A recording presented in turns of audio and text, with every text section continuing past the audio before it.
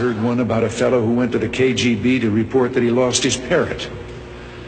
The KGB asked him why he was bothering them. Why didn't he just report it to the local police? Well, he answered, I just want you to know that I don't agree with a thing my parrot has to say.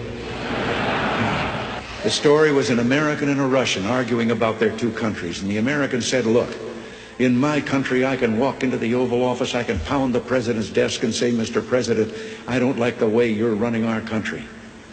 And the Russian said, I can do that. The American said, you can? He says, yes.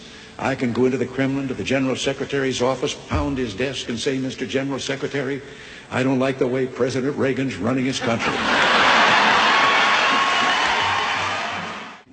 Man walking along the street at night, Moscow, Soviet soldier called to him to halt. He started to run, the soldier shot him. And another man said, why did you do that? Well, he said, curfew. Well, he said, it isn't curfew yet. He said, I know, he's a friend of mine, I know where he lives, he couldn't have made it. I didn't tell this one to Gorbachev.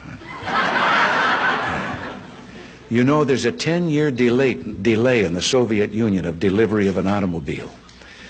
And you go through quite a process when you're ready to buy, and then you put up the money in advance. That this man, he laid down his money, and then the fellow that was in charge said to him, okay, come back in 10 years and get your car. And he said, morning or afternoon? And the fellow behind the counter said, well, 10 years from now, what difference does it make? And he said, well, the plumber's coming in the morning.